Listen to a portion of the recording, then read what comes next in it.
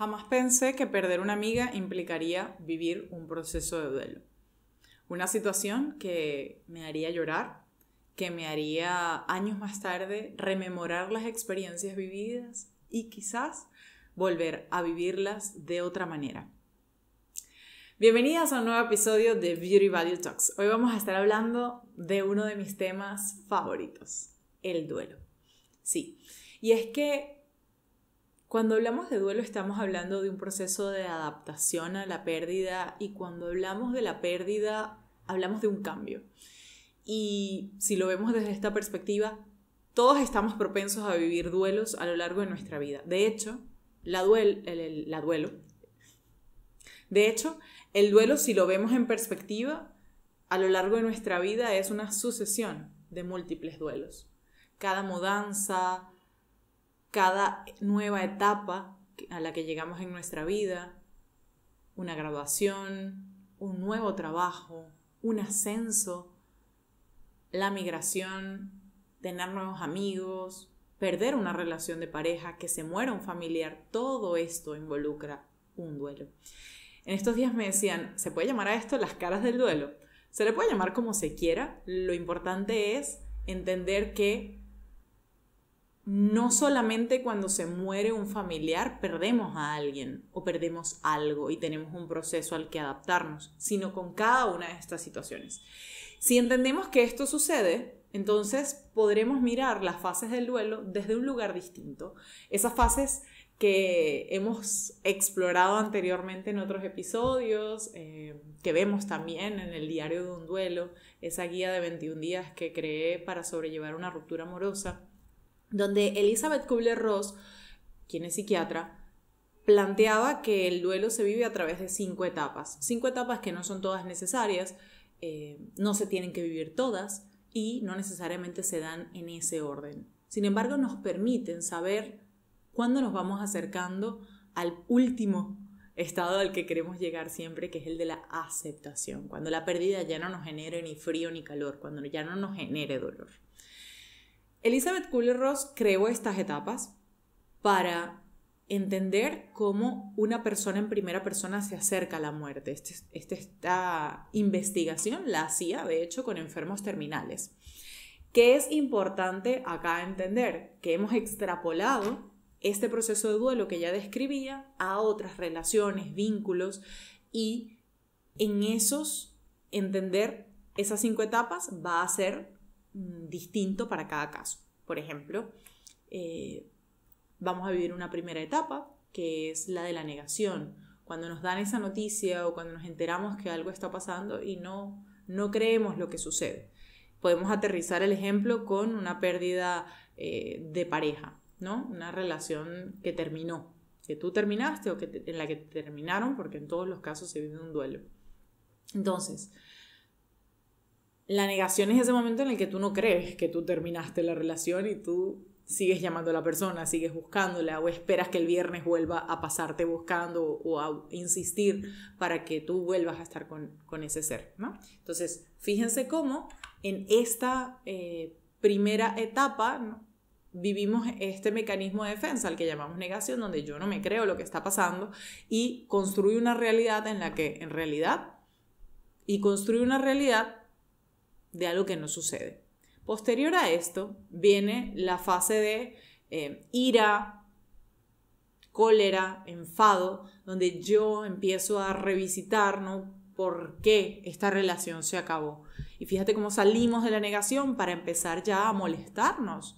Nos empieza a generar una sensación muy desagradable el darnos cuenta que esa persona ya no va a estar en nuestra vida.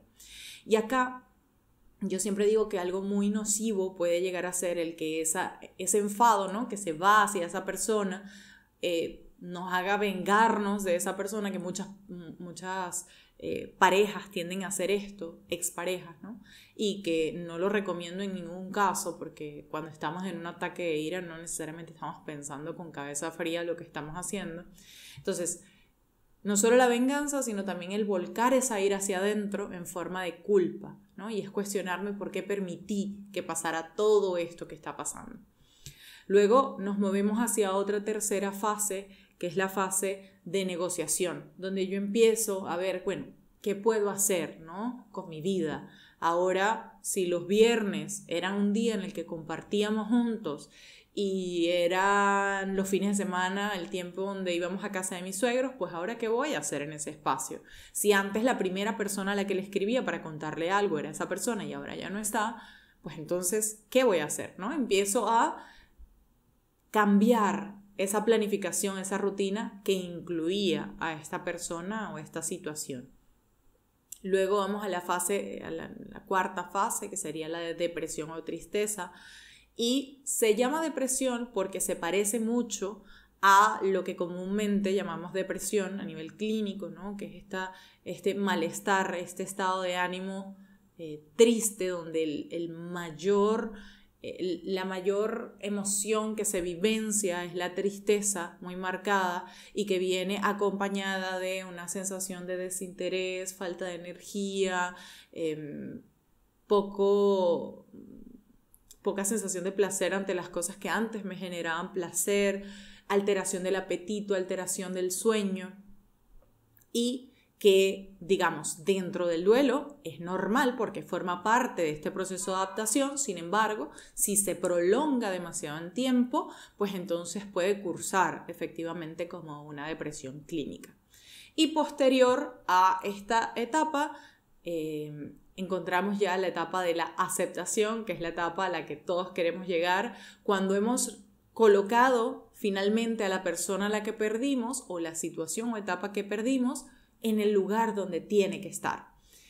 Ya no nos genera dolor hablarlo, recordarlo, y creo que es importante entender que hay diferentes tipos de duelo: duelo por relación amorosa, duelo de amistad, duelo familiar, pero cada duelo es único y que seguramente habrá personas a tu alrededor que te digan qué tienes que hacer cuando estás viviendo un proceso de duelo. Y ante esto quiero decirte que no hay manual, no hay nada que diga esto es lo que tú vas a vivir en el duelo. Yo te estoy haciendo un mapa, te estoy dibujando una posibilidad, pero no necesariamente se va a vivir así. Incluso yo los he vivido en primera persona y eso fue lo que me llevó a escribir el diario de un duelo, el poder tener algo escrito que me ayudara en una situación que ya yo sé cómo se vive, que ya sabía cómo se vivía, pero que cuando estamos ahí no necesariamente tenemos todo nuestro juicio y podemos actuar racionalmente. Entonces, saber qué hacer día tras día puede ser muy beneficioso, y por eso fue que escribí el diario de un duelo. No pretende ser en ninguna medida un manual, porque no hay manual del duelo, lo repito, que te diga día tras día lo que tienes que hacer, pero sí creo que es importante cuando estamos solas, cuando nos sentimos tristes, cuando hemos terminado una relación,